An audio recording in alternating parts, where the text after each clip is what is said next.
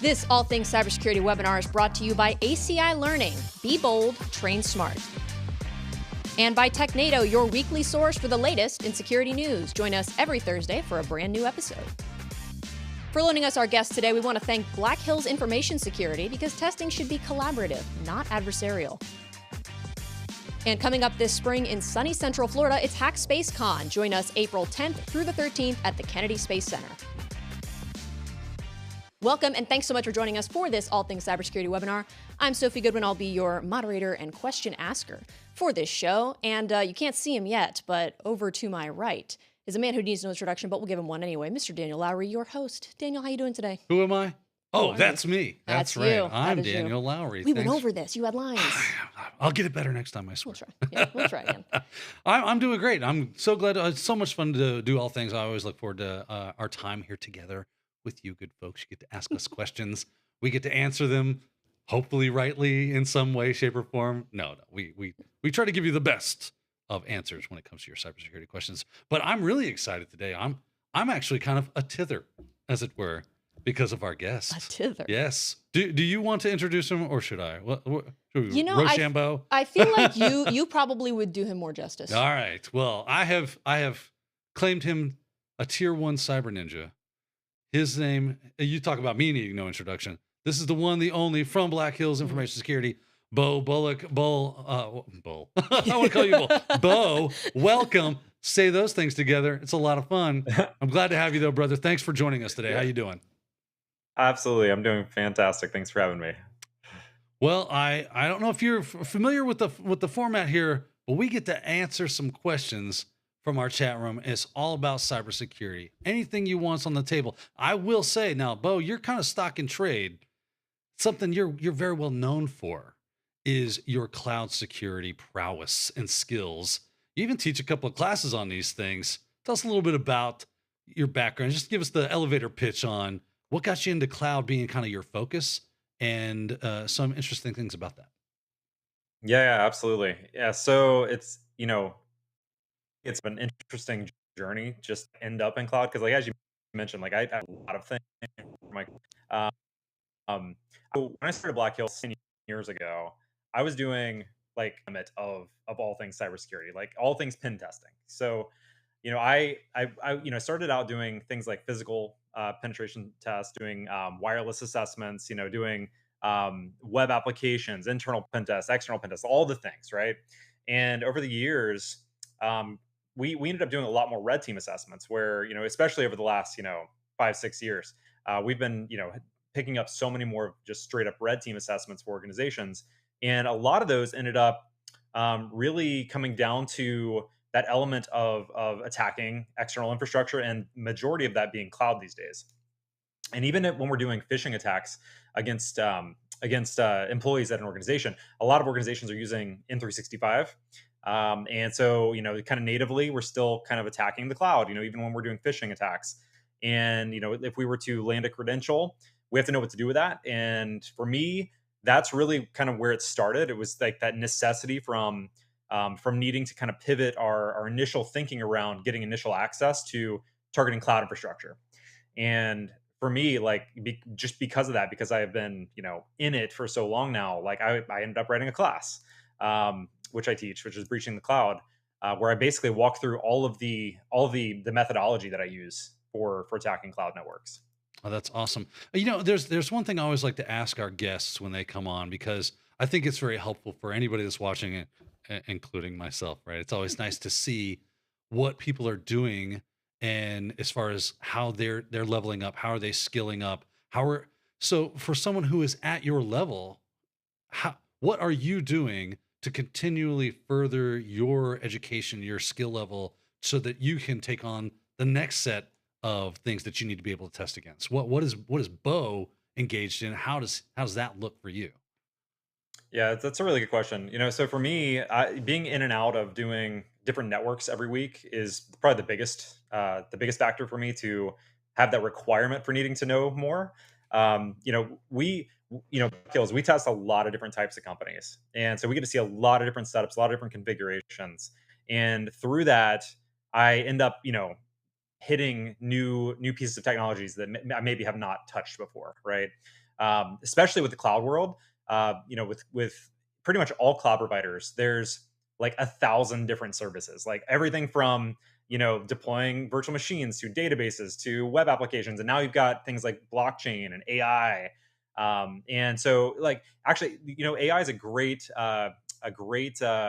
example of this that I've recently had to go and try to learn more about, because we've actually had multiple customers now come to us that wanted us to test their implementation of their like AI, their own LLM uh, service that they're implementing in their own companies. And a lot of that is stuff that we haven't touched before. It's not something that we've actually really dug into. And so for me personally, it's like whenever I get something like that, I usually take it to my own little lab scenario. The magic of cloud providers is it's really easy to go and deploy stuff yourself now. So, it's not super expensive to go and spin up, some containers, or go, deploy some resources that kind of mimic what you're up against in the real world. And so that's for me. Like I typically tend to go and just poke around and try to find things myself. The other big thing is writing tools, right? Um, Anytime that we have a necessity to attack something new, um, and we go about writing a tool to accomplish that, there's always cases where we're learning new stuff about the back end of how things work. So the great example is, I just released a tool called Graph Runner a couple months ago, and that specific like half year of R&D basically was me just opening up an intercepting proxy and basically just intercepting traffic between me and an application, specifically like the Azure portal, and just poking around and seeing what happened if I changed stuff, seeing what happened, if I were to send certain requests in a different way, and just kind of trying to break stuff. And realistically, like that's a lot of times where some of the cooler things kind of come from, is when you do try to just break things, and you see how the app reacts, and then ultimately you learn something new. You may find vulnerabilities, and ultimately can create something that hopefully somebody else can use too. I love that answer. I love that your answer was, I build something and I look at it a lot and I see, what is this doing? What is this? Let me push that. What does So that do? it's hard for me now, because I mean, so my go-to answer honestly is CTFs. Like Yeah. to like, if I were to be like completely straightforward with you, like, and I were just not to give that whole spiel about my what I do day in and day out, CTFs at the heart is really where I kind of got to where I am today. Just participating in CTFs, because before I worked at a penetration testing company, I was on the defense. I was on blue team. So I worked at a bank. I worked at a hospital before that, and both of those roles don't really provide a whole lot of opportunity, or they didn't really provide a whole lot of opportunity into me trying to identify these new attack paths, right? But now you have things like Hack the Box. You have a million different types of CTFs now. There's multiple cyber ranges out there that are available to people. You got a favorite? For me starting out, oh, go ahead. You got a favorite? Favorite CTF? Yeah. Like, or at least a So platform in or a cyber general, range. yeah. So I've always been a fan of the Sans Holiday Hack Challenge. I love the work they put into it, and it's fun. Yeah. It does help, It's doesn't it? just it's a Yeah, adding an entertaining element to it for sure, Yeah. makes things fun. But in general, like puzzles in general tend to be just something that I like to kind of go and poke at. But the thing for me is that with CTFs, you're presented a challenge that there's an answer to, right? Like that there is a way to solve it. Maybe you don't know how to solve it. So you are then tasked with going and trying to teach yourself now how can I go about figuring this out, right? um, I would say like 95% of CTF questions, like I don't know the answers to, right? It's something that I know that there is an answer. It's a matter of how do you go and find it, you know? And through those types of scenarios is really where I think some of the best learning environments can kind of come from. Yeah. I used to spend a lot of times in CTFs myself, and you learn so much because you go, well, what is that? What's going on here? I don't know what this is. Oh, this is the thing you want me to hack. Okay. Well, let me go learn a little more about this thing, because obviously there's some known vulnerability that is Yep. associated with this piece of technology. Now I just got to start figuring Hmm. out which ones that you're trying to point me to, learn how to exploit that, and then use that to exploit it. And now go on. And you tend up building your own lab so that you can see what's Yep. going on in the back. It's really good for learning. That's So I also love CTFs. Yeah, I mean, to contrast that with like the real world, right? Yeah. There's not always a vulnerability, right? Like, it's not always something that you can, like let's say you had an external facing web server, right? Like there's not always something that's going to get you into that web server, you know? So it's not as easy to just go and learn something new, in that sense, right? Like if you Right. know that there's an answer to solving this particular challenge, like you will learn something new no matter how you approach it. Yeah, no doubt. All right. Well, this has been a good kickoff, I think, to this, but I feel like Sophia's giving me the eye, like, hey, we have questions. Don't forget. I'm like, oh yeah, yeah, questions. Yeah. That's right. I feel I'm just monopolizing Beau's time. So let's get to the questions, Sophia. What's the first Yeah. question we You have? could tell by the way I was Yeah, she squirming was in my gritting her seat. I teeth. was over here She just was just itching like, to go. We do have some questions though. We do. We've got a couple different platforms that we're broadcasting to today. So this first question comes to us from Gerald Ozier, who's watching from Zoom. Gerald's actually one of our friends. So thanks for watching, Jerry. He wants to know how much cloud offensive security skills are transferable across cloud platforms. ooh, how much cloud offensive security skills are transferable across cloud platforms? That's a really good question because not all cloud platforms are the same. Obviously, like you just look at AWS and Azure and you're like, these are these the same? They do the same thing? You're like, yeah, they do. But it's very different. Beau, you've got a lot of experience with this, so I can't wait to hear how much Yeah, no, does this I cross love the pollinate? question. Yeah, awesome. Also, what's up, Gerald? That's awesome. He's listening. So, all right. So, check it out. So, with cloud providers, I teach a class that actually teaches three providers. So, Azure, GCP, and AWS. I don't actually include labs for GCP because a lot of the same attacks apply directly across the different cloud providers. So, when it comes to the skills that are needed and are they transferable, absolutely. When you look at the types of skills that are needed to attack one cloud platform, absolutely transfer to the other ones. Um, Ultimately, what it ends up coming down to is what command line tool you're using and how like the syntax works in most cases. But like to give you an example, if you're attacking or enumerating, let's say you're enumerating something like virtual machines in one network, like you can do that in every single cloud provider. It's just a matter of what the CLI tool you're actually using, the command line tool. The actual syntax looks like, right? Like you may be using the AZ CLI for Azure, or you might be using G Cloud for GCP, or you might be using the AWS CLI for AWS. So in a lot of cases, those same skills do transfer across directly. A lot of the same types of attacks apply too. Similar types of vulnerabilities, similar types of configurations that tend to get misconfigured to allow attackers to get in. I will say this. I will say that from our point of view as pen testers and from my experience, attacking, hundreds of different customers, red team assessment wise, from an offensive kind of attack standpoint, we tend to see the majority of customers leverage Microsoft in one other unique case, and that is specifically the SaaS side, right? So Hmm. software as a service, O365, SharePoint, Teams. We tend to see like 95% of our customers leveraging Microsoft to that context.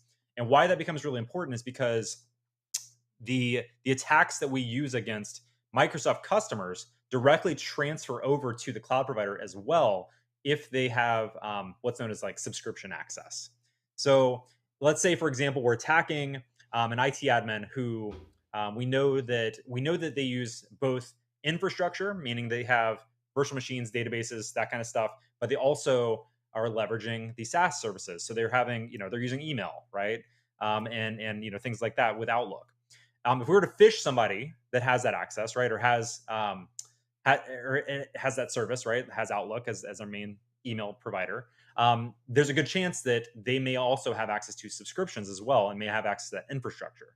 So that becomes a really unique scenario for us because when it comes to like AWS, GCP, we tend to not see that direct crossover between the SaaS side and the infrastructure side as much. So yeah, to answer your question, like the one big difference would be like the SaaS services offered by Microsoft, just purely because they're the most used on the planet. Interesting. And I'm guessing that most of the stuff that when you say it crosses over directly correlating, we're talking about like over permissioning things or making things accessible from, Yep. untrusted Public networks and things of storage, that nature. Yeah. opening up storage buckets to the internet. Every service has that problem. Is that like your number one? Like, well, let's go find all the things that's exposed, and then we'll get down to brass tacks. Absolutely. Yeah, yeah. From a recon perspective, from the outside, like Yeah. that's one of the first things you would try to look for. Yep. Fun, fun. Well, there you go, Jerry. Hopefully that answered your question, sir. And if not, we'll ask it again. Maybe we'll, we'll go after that. Sophia, I know you got more questions, though. What else we I got? do. I Yeah. always have more questions. We've got another one. This also comes to us from Zoom. This is from David. David wants to know, do you believe AI will become the future of pen testing? And what is your estimation of the scope of AI infiltrating cybersecurity? Seems like AI is really a hot button topic for like the Oh, last several years. Man, a day without AI would be like a day without sunshine. It just doesn't exist anymore, right? We have to breach that. And it's a very pertinent piece of conversation to have, though, because Bo, how hard are you leveraging AI as a pen tester and a red teamer? And how much of that are you going, man, this thing might actually take over where I don't like, is that something you fear where I'm going to become irrelevant because AI will just do it all? It's godlike powers. I so I obviously I'm a human, and I'm biased that humans have a special ability that AI doesn't have. But to answer your question, I use AI every day. I use ChatGPT. I use Midjourney to make images for my slides now. Like I use it quite a bit. We can To totally like draw code, fingers better than it can. yeah, absolutely, yeah. But as a pen tester, there are so many times where there are unique scenarios that come up that I don't think you could adequately program into AI. That I don't think that even with some of the smartest AI out there, well trained, I think that there are certain use cases where, or certain types of things that we do on assessments that they might not be able to really accomplish. And it's purely just because of that human element and knowing how the world works, really, the human world.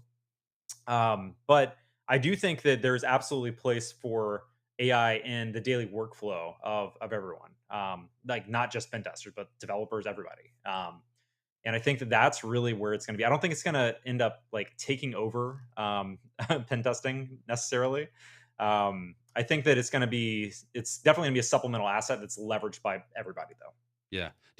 What about the opposite end of that spectrum about the defenders? Do you think that they're going to be able to leverage AI a whole lot better to make those defenses more effective and therefore I making think your so. job much harder? I think so. I think what's going to happen though is that you're going to see a new.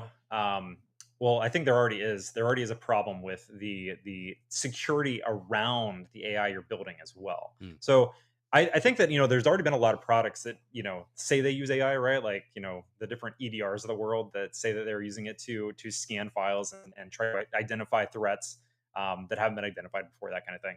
I think that there's room there for sure for analyzing malware, analyzing code.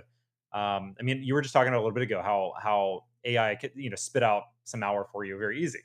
The opposite's true though, right? It could identify potentially insecure things or malicious things, right? Hmm. Um, but also, I think that from the perspective of security risk, though, there's actually another really big problem there. So I'm not sure when Black Hills is going to do this webcast, but I got to hear internally, at least, of an amazing pen test that happened at our company where we tested a company that had AI implemented, and our pen testers basically asked the AI at the company how to hack their own company, and it helped us hack their company. That Like, is for too example, funny. like where It's like it's an yeah, yeah, like it insider was like threat.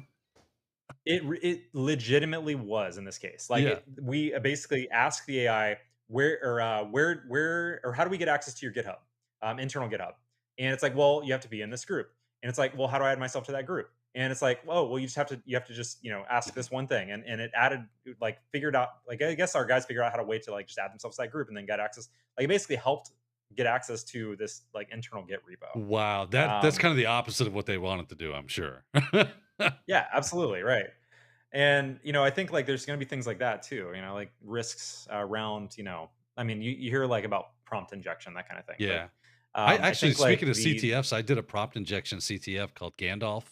And it was very interesting. You learn a lot about how you phrase things and understanding the underlying system behind those LLMs and how they come up with Mhm. the answers that they give and the information that they have access to so that they can give you an answer, they might actually give you access to that information. So it's really interesting stuff that I'm not surprised to hear that you guys were able to use it to your advantage in a pen test. That doesn't surprise me at all. So yeah, it's can be used for good or evil, I guess. AI the devil. Are you prepared to worship your digital overlord there, Sophia? I feel like I probably was just born prepared. You know, after a certain year, it's like you're just born into it. Yeah. So you kind of just accept it when you're born. That's right. What are you gonna do? What are you gonna do? That's right. Well, there's a word for that. I just accept my fate. That's right. I do have some more questions. Oh, you have questions? I do. Excellent. If y'all are ready. Let's do it. So this one is interesting, and I don't know if y'all will really have an answer for this one. This comes to us from Dieter, who is watching from YouTube. Oh my goodness. I know. So I'm going to try to do this justice here. This is good. Dieter wants to know, is it turtleneck season in Florida? That disturbs me to the point of insanity. Sir, I am insane now. Yes. So this is the part where we dance. There it is. There it is. Because you look like you're on sprockets right now. All week. All week. You've been wearing this. I have a couple shirts like this, and it's finally below 70 in Florida, so I've been taking advantage. And The Rock too. They threw The Rock in there, so I didn't know he was on sprockets. I'm Dwayne the Sprock Johnson now. That's now my office identity. Nice. I just, I accept it. Hey, we have to have some fun here. We have to. You being on sprockets, we would go crazy. Thing. Yeah. All right. Cool. Well, there you go. Threw that in there. I'm sure Caleb's back there just cracking up. Just chuckling. We'll move on to our next question that you actually do have an answer for. Okay, that sounds good. Let's go ahead and jump to this one. This one comes to us from Ryan, who is watching from Zoom, and Ryan wants to know, what are your thoughts on purple teaming in the cloud? Ooh, good question. Now, I think it would behoove us, Beau, don't just answer that question. Start with what is purple teaming properly, because some people might be confused on what we mean when we say purple team. And then what's your take on that as it applies to cloud pen testing? Yep, absolutely. Yeah, so most people probably are familiar with red teaming and blue teaming, right? Red teaming being the offense, blue teaming being the defense.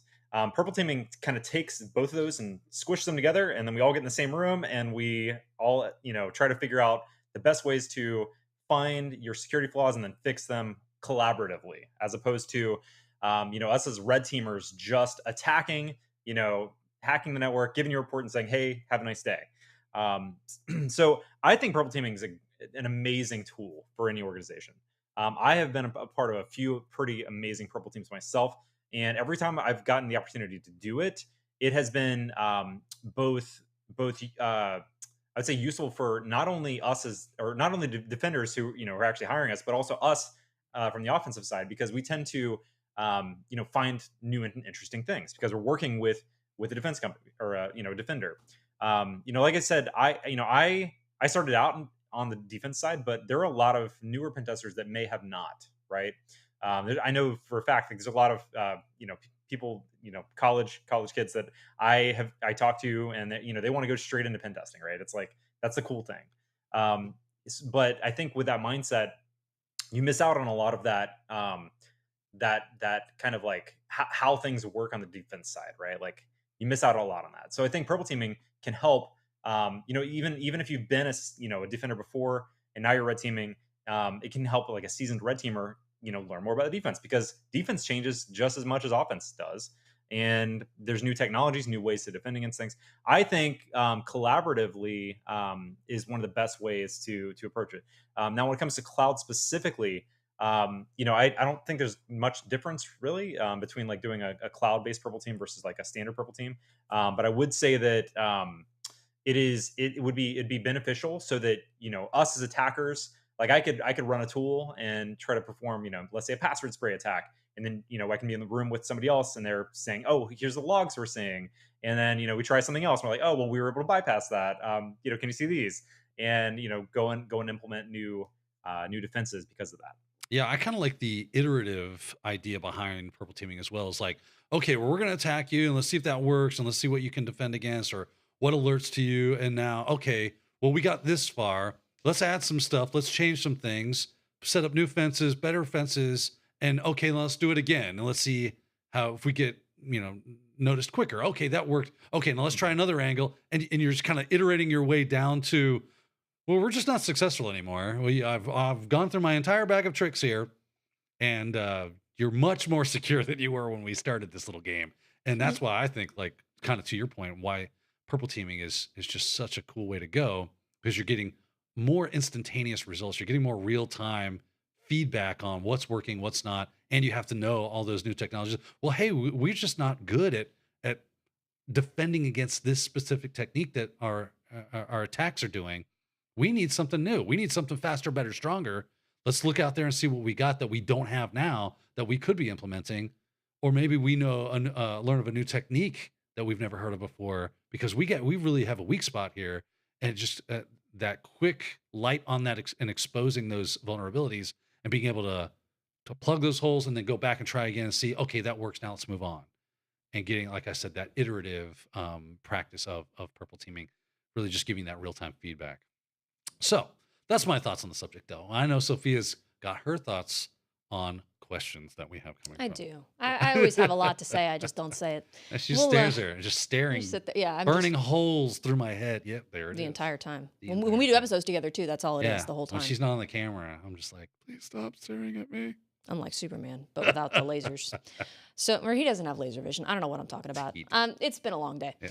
We'll go ahead and we'll jump to the next question. We're gonna pull this one, I think, from YouTube, because we've been doing a lot from Zoom. Okay. So I want to go to somebody from YouTube. This person wants to know, with the growing availability of AI tools, will biometric hacking become easier or possible? That's an interesting thought. Beau, have you seen any biometrics being bypassed via AI technologies?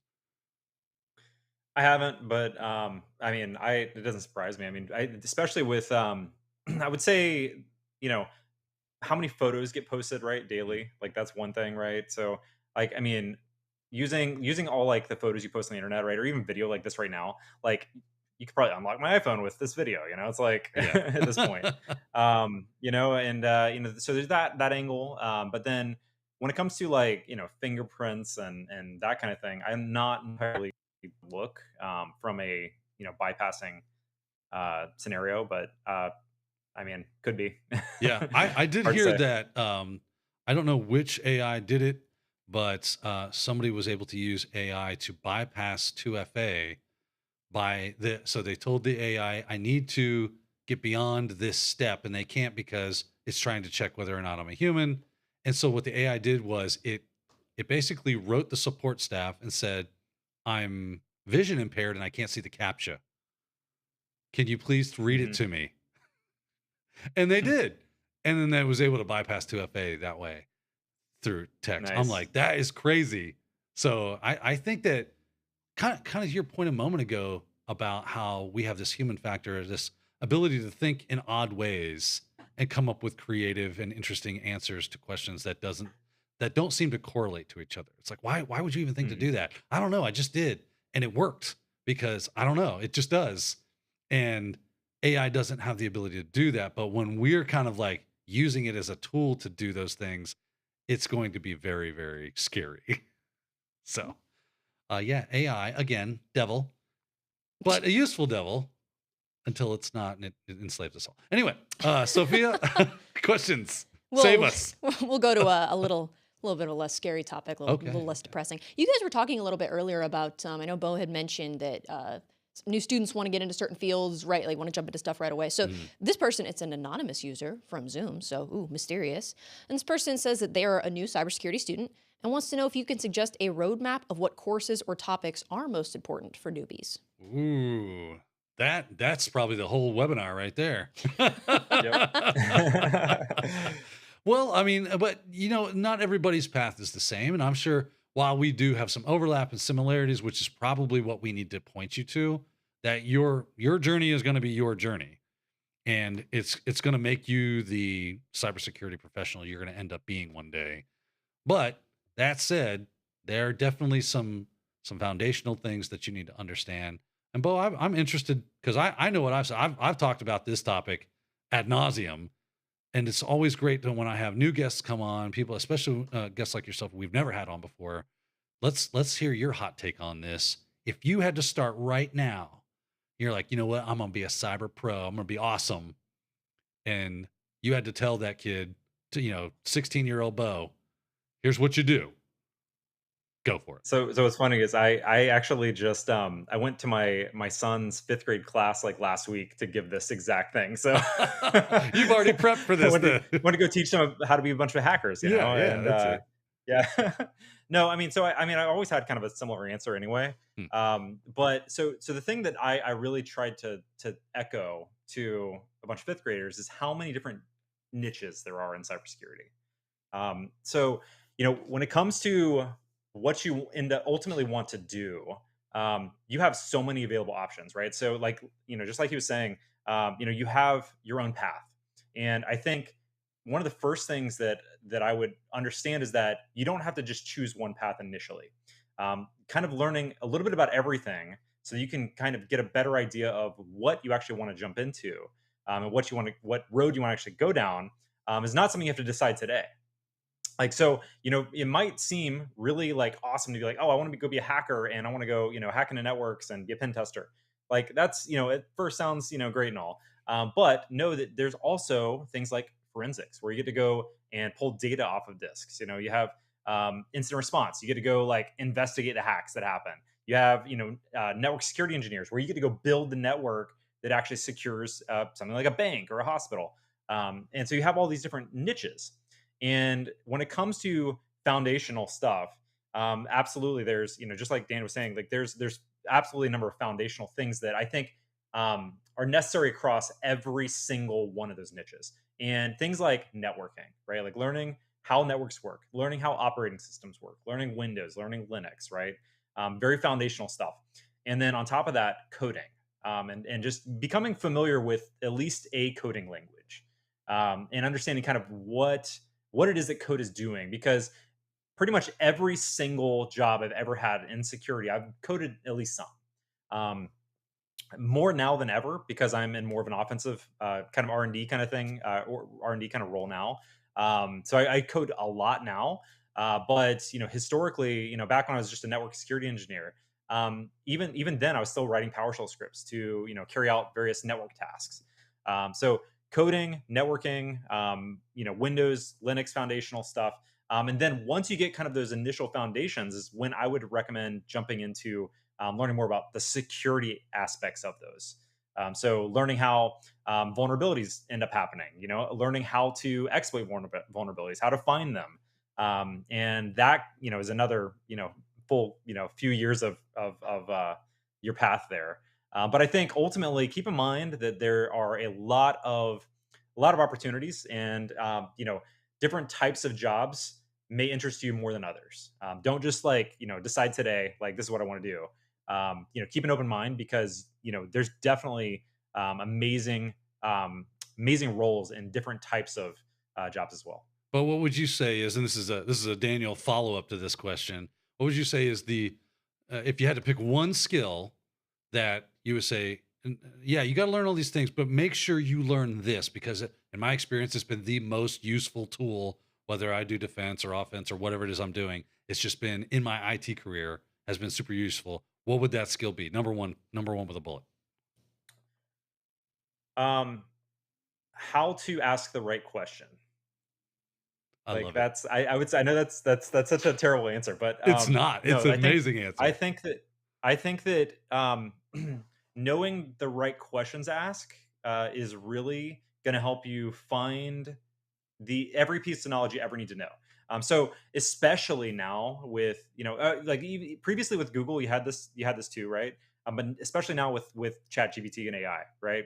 If you know the right question to ask, ChatGPT will tell you the answer, and it will help you understand, what it is you're trying to figure out. So, like, I think for me, like, I feel like I'm a professional Googler. Just like my skills are really at the heart of just being able to ask the right question of Google, We do it going all finding day. out what tool it is I'm trying to use, what misconfiguration I'm trying to assess. It's really how do you ask the right question. Yeah, that's probably the best answer because I was if I were pressed with that question, I would say learning how to learn, but that's I think so adjacent to your answer that they're basically kind of the same thing. Right.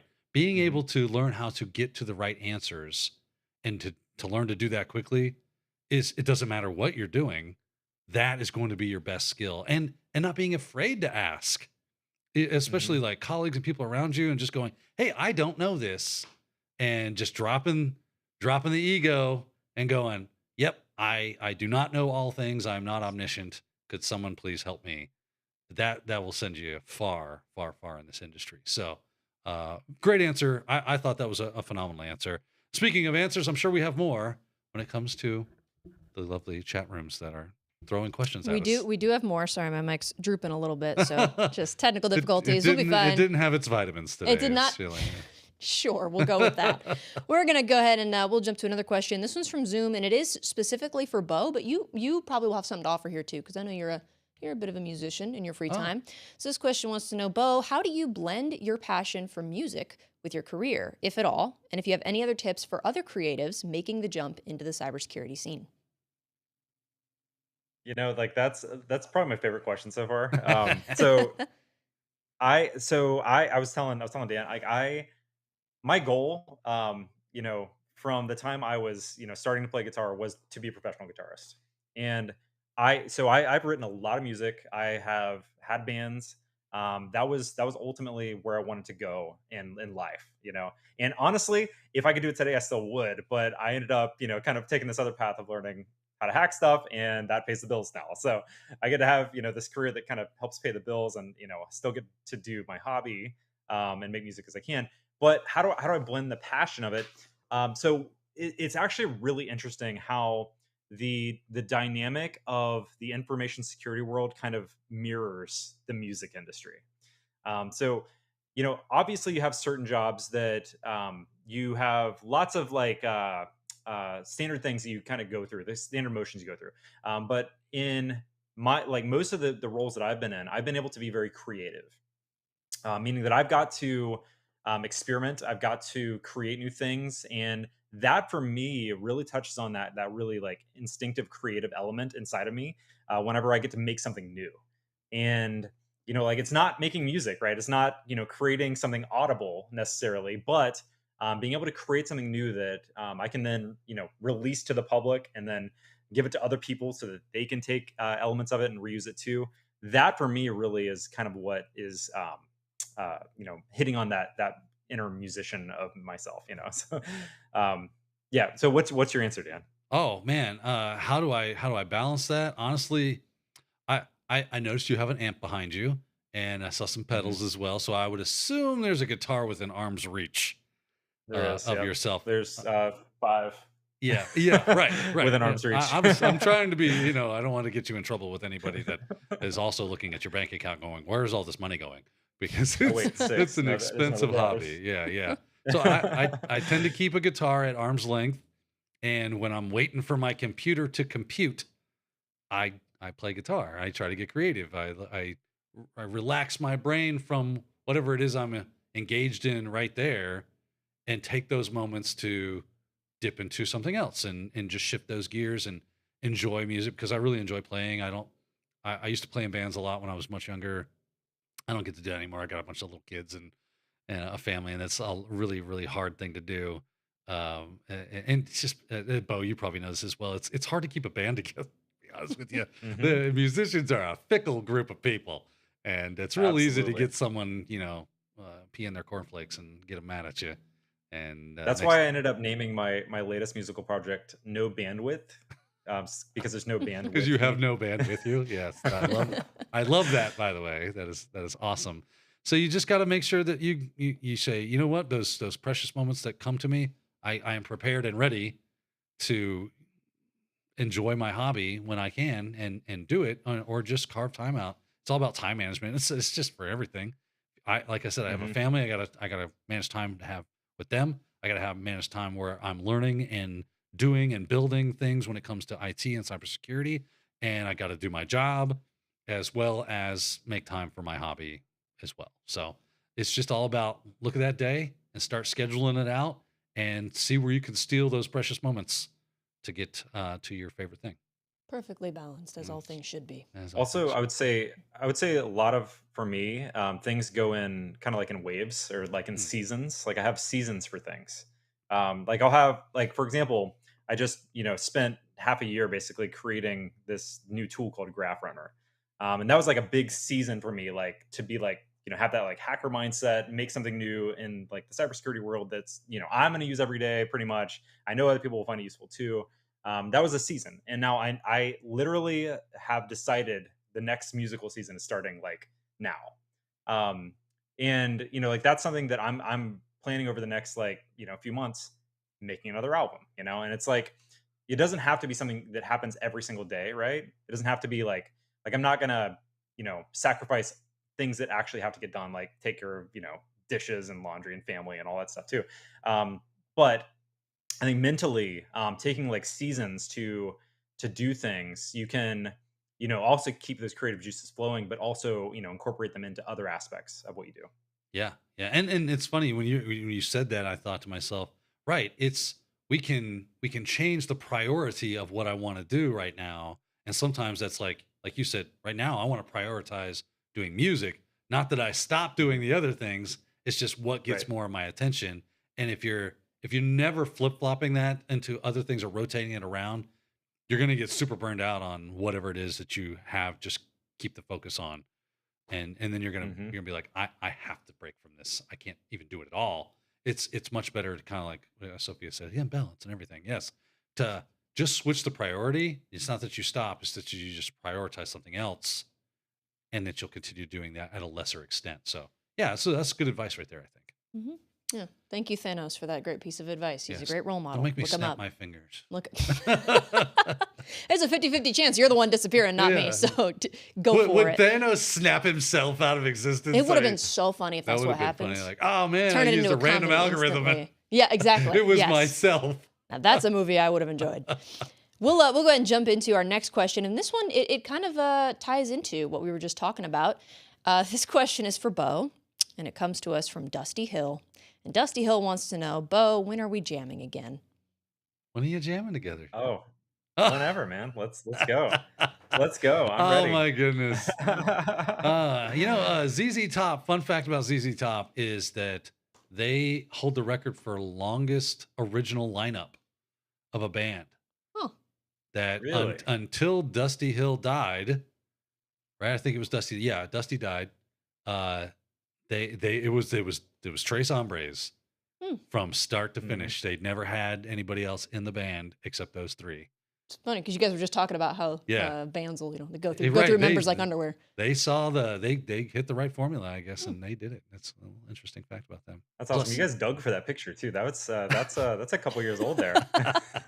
He's locking down all his social media yeah, right yeah, now. yeah. Or he's changing all his profile photos. Oh no, that's one of my favorites. He's going to need a copy of that, Caleb. Well, thank you for humoring us and for humoring Dusty on that question. I'm sure you guys will be in touch. Yeah, his, we'll hook you up. his people will call your people. We'll figure it out. We'll jump to another question. This one also comes to us from LinkedIn, and it's from Brandon. Brandon wants to know if getting permission from a cloud provider to test a customer's infrastructure challenging. Oh, that's interesting. So Sophie and I, we did an intro to AWS pen testing, and we kind of looked at this topic a little bit. We broached it because AWS has some implicit allows to do pen testing, because the other for some basic pen testing stuff and with a few minor caveats, you can just go crazy because it's your stuff as long as you don't do certain things like denial of service attacks. But Beau, there are certain things you absolutely have to get permissions for. What's your experience like with that when it comes to, is it a long process, or do they kind of do they tend to go, well, let's make sure you are who you say you are? Is there legalese that kind of goes along with this stuff? What should someone expect if they want to do an actual cloud pen test on their provider? Yeah, so basically like 6 to 8 years ago, it was drastically different. Whenever we would test a company that was leveraging cloud providers, back then we had to get permission for everything. So every single service, anytime you wanted to do anything, like even if it's like a web application, somebody's hosting a web permission for that. And back then, those forms they look like is the aim is thing like being able to one of the dates you're testing, do denial of service testing. And as long as you can abide by those, but next, like 6 to 8 years, basically you have full reign to do almost anything you want anymore. Like it's very rare that there's anything that we do on a pen test that's gonna even remotely touch the rules that they say are out of bounds. So, but back in the And day, you're that's saying it used to be much more stringent. You had to get like everything you wanted to do had to be approved. It had to go to the powers yep. that be, and then every dot and tittle. Oh yes, yes, yes. No this, no this, yes this, and then you could go. But now we have a little more free reign. Yep, and across all providers, they're basically the same Gotcha. across AWS, Azure, GCP, um, and I would say that we still tend to try to avoid any sort of heavy scanning, right? So anything that might cause like a denial of service type of scenario, or heavy fuzzing, that kind of stuff. They typically want you not to do stuff like that. But getting permission back then, so I haven't had to do it in recent memory.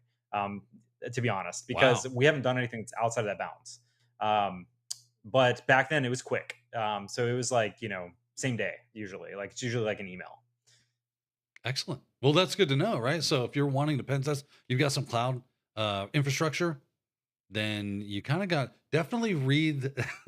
There are documents for each one of your Mhm. providers that will broach the topic of security testing for your environments, what they allow, what they don't allow. So whatever environment you're in, we've been talking about the big three, but there's definitely others that are out there.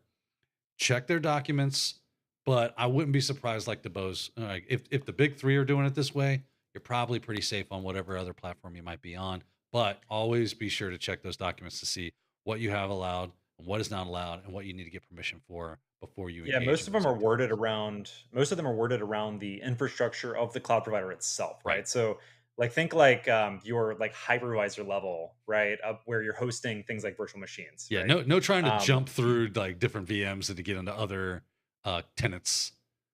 Right. yeah, and if you do happen to do that, tell me and Yeah. we can be friends. Yeah.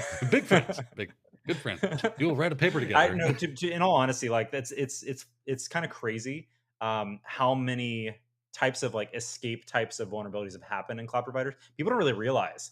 But that's one of like the biggest fears for most companies is like, well, if I'm going to use cloud, like, how can I trust that my assets aren't going to get leveraged or get hacked by somebody who else gets hacked in the same cloud? Mhm. And most of the time you hear the answer, oh, well, they're segmented really well, right? But that has turned out to not be the case in a lot of scenarios. Like, there's been multiple vulnerabilities. Like, one that comes to mind is Azure Escape, was a big one where basically it was a container escape, and the research was able to hop from the container to like the container hypervisor level, and then pivot to other customers, which was a really big issue. So that's yeah, Uh, something to worry about too with these I cloud hope they got a providers. big bug bounty for I that. hope so too. Like, was that like a pwn to own thing, or just some researcher was like, I "Oh, this is not I good." honestly don't remember. Yeah. Yeah, I don't Wow. remember.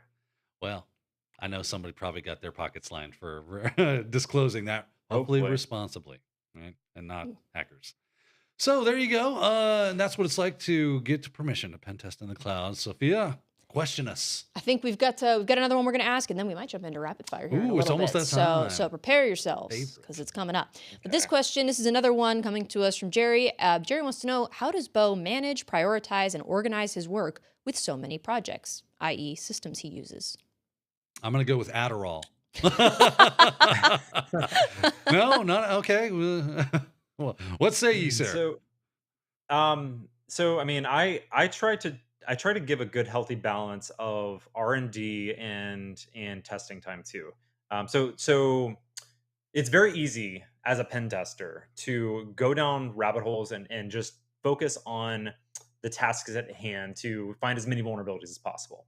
But in my experience, the things that have ended up being of most benefit to not only the customer I'm currently working with, but also me and also future customers is when I can find something that maybe there isn't a tool for, or maybe there isn't a well documented technique for yet. And I spend time working on that. So I try to give a good healthy balance of not only trying to find as many vulnerabilities as possible, but also being able to do some dev work too. But so in terms of organizing that, it's really just time management. I try to stick to a pretty solid schedule. I early on, this is one thing I would say to any soon to be or maybe want to be pen testers is it's very easy to go down rabbit holes. It's very easy to, at 4 p.m. you get a shell on a system, and now you're admin, and now you're like, oh, well, what can I do with that? And to keep going and just go all night, right? Like, I've done it. Like, it's very hard to pry yourself away when you are that deep in the action, right? But you have to do it. Like, you have to take breaks. You have to go be a human, go, don't skip meals, that kind of thing. Absolutely, keep going as much as you can, but also, take those breaks. So yeah, in terms of prioritizing, managing, self-health, right? Like, and, maintaining good mental health, don't drive yourself crazy. Don't burn out. Yeah, it's funny. I made the joke about Adderall, but I think it's one of the traits of a lot of really good cybersecurity professionals is that we have this ability to kind of shut the world off and go laser focused on something.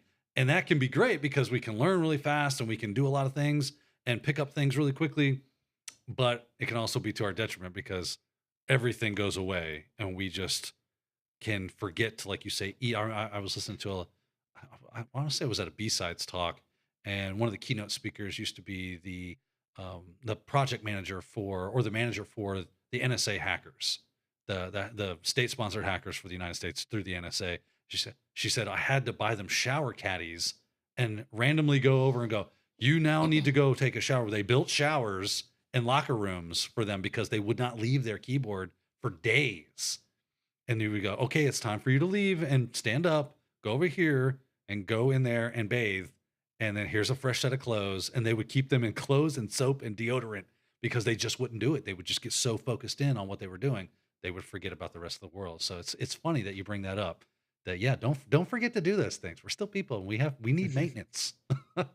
Mm-hmm. All right. Well, that was a great answer. But I'm going to hand it back over to Sophia because she's going to introduce us to one of our new most favorite segments. Yes, this is a segment called Rapid Fire. How this is going to work is we're going to have 30 seconds to answer each question, or more accurately, you guys are going to have 30 seconds to answer. We're going to do it with the Beau. Yeah. Oh, yes. Beau is going to answer these questions. You're on your own for this one. Oh, okay. It's all Beau all the time. It's the no Beau help. Show. Oh, boy. He doesn't need help. He'll be let's fine. Go. So, yeah, we'll go ahead and we'll jump right into it. I think we have maybe a little title card that we're going to show, and then we'll jump in. All right.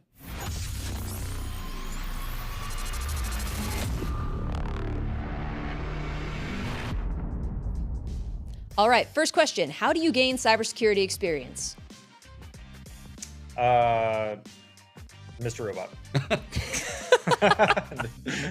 That's the final answer? Easy game. No. Yeah, no. Hack the Box, CTFs, YouTube. YouTube has a ton of great resources for getting as much cybersecurity knowledge as you can, and building your own home labs. That's another big one. All right. Awesome, and with time to spare. All right, next question. Rough numbers. How often is cloud exploitation related to over-permissioned issues versus misconfigured tech? I would say 95 to almost 100% of the time, it's over-permissioned issues. It's an admin creating a rule or a configuration around a resource that exposes them publicly or opens them up to some sort of open wide access that we tend to see more than anything. All right, we're going to jump into the next one. What is the mix of cloud and on-prem assessment as cloud takes over infrastructure deployments? And what's the future of someone focusing on Active Directory assessments? Ooh, 2 and 1. I would focus on both because they're heavily intertwined. Both on-prem and cloud, we touch on a lot. So hybrid networks are still huge. I don't see on-prem going away completely anytime soon. All right, that was quick. Next one, what will be the future of cybersecurity professionals with the advancement of AI? I think that every day, us as cybersecurity professionals are going to be leveraging AI to some capacity. I think that we're going to be using it for writing code. We're going to be using it to learn about new technologies and hopefully help us on the becoming a good question answer side, question asker side. All right. Do you think deep into your professional life in your 40s plus that it's too late to get into ethical hacking to support your career in the C-suite positions? Absolutely not. I think that you have plenty of time. I think that, life experience will be there for you anyways, right? So being able to talk to people and being able to understand what it is that an organization needs from a C-suite perspective you can absolutely still do. I would say focus on communication and focus on a lot of the higher level IT concepts. It's never too late. I was about to say, I bet Beau wishes he saw more C-suite people with some ethical hacking skills and knowledge. Absolutely. Probably. It helps Probably. him deliver reports. I would bet. All right, this next one's a fun one. You can only keep one as a Christmas movie, Home Alone or Die Hard. Die Hard, hands down. Easy win. I mean, why are we even asking this question? It insults right. me. I will keep my mouth shut then. This next one, for those making a career change, should they focus on learning tools and processes until a company can pay for their certs, or is a certification first a must? Ooh, that's more than a 30-second question there. Yeah. All right, so I think that certs are great. I have a lot of them myself, but I also think that your focus should be on learning skills and not necessarily just trying to learn something just to get a cert. Like, certs are awesome, don't get me wrong. But I would focus more on learning techniques and technologies as opposed to trying to focus on just getting a cert. And a lot of times your company will ultimately pay for you to get a cert anyway. So yeah, that's right under the wire for that one. Everybody should just listen to that answer over and over and over again. Yeah. Because yes. Yeah. Make that a podcast episode by itself. This next one says, is cyber professional fatigue a real thing? And what are some of the challenges? Yes, absolutely. So like I was just mentioning, it's very easy to get burnt out because us as cybersecurity professionals, we're usually trained to want to continue on no matter what, because ultimately we want to find new vulnerabilities. We want to help secure networks. We want to make sure that our networks don't get hacked, right? And a lot of that stuff keeps us up at night. A lot of it keeps us, pushing forward and forward. And if we don't take breaks, if we don't have hobbies, right? If I don't go play music, then I'm gonna have a bad day. So you have to be able to break away, and moving on. All right, this next one says, how do I convince my customers the importance of cybersecurity, especially the ones who are reluctant to invest in upgrades or training because of the costs? I would show them the number of companies that have been hacked in recent years, right? And how it's very easy to end up in the news because you're not actually implementing, good security protections in place. And I think that ultimately that will help at least show the need for it. All right, this next one, you have to make sure I'm asking this right. It says, are there potentially Spectre exploits on cloud servers? Yeah, Spectre is a side channel attack. Gotcha. Okay. Right, for CPUs. So I would assume if they're using CPUs that have that vulnerability, then yes, right? With Beau, is that what's going on? So I'm not too familiar with Spectre specifically, so I don't know if I have a good answer for that one. But if it's a CPU-based attack, then yeah, potentially I would say that even though you're leveraging a cloud server, it's still leveraging hardware at some point, right? Right. So yeah, it's potential. All right, this next one says, if music is the medicine for the mind, how would you metaphorically describe cybersecurity in terms of its significance in your perspective? I love the philosophical question. In 30 seconds. Metaphorically describe cybersecurity in terms of significance. Oh man. So it would be so not the medicine for the mind, like music. It'd be the I don't know, the sunscreen for the ginger. Yes, perfect analogy, sir. That's an acceptable answer. I'll take that one. We will take it. Judges, the judges will allow it. That's a 10. That's a 10. Okay. All right, this is going to be our last question. This is for Beau, of course. Are you going to get back into creating YouTube content? Man, put me on the wire here. Right. Hot seat. I love making YouTube videos. I do. I'm not gonna say no. I'm gonna say that it's not something that I necessarily plan on creating like a bunch of content anytime soon, and purely because I have really wanted to focus on dev work. I've wanted to focus on other things besides it. But yeah, no, I still plan on doing webcasts and webinars, that kind of thing, for a long time. But specifically making YouTube videos, I can't say that I'm gonna have any out in the near future. All right, well, that's good to know. But maybe potentially in the distant future, keep an eye out. Listen, the YouTube community cries and weeps over that, but we also understand. Of course, right? Of course. There's a lot of things going on in your life. It's We true. totally understand. Well, that was great. You did a great job. Kept it under the time was limit fun. there. So thanks so much for humoring us with that one. That's a fun little segment. It is a fun I segment. like that we do that It now. is. But we are coming up on the end of our show, so thank you so much, Beau, for joining us. Really quick before we go, I do want to talk a little bit about something that's going to be coming up in a few weeks, and I think maybe we have a little bit of a sneak peek, so we'll go ahead and toss to that.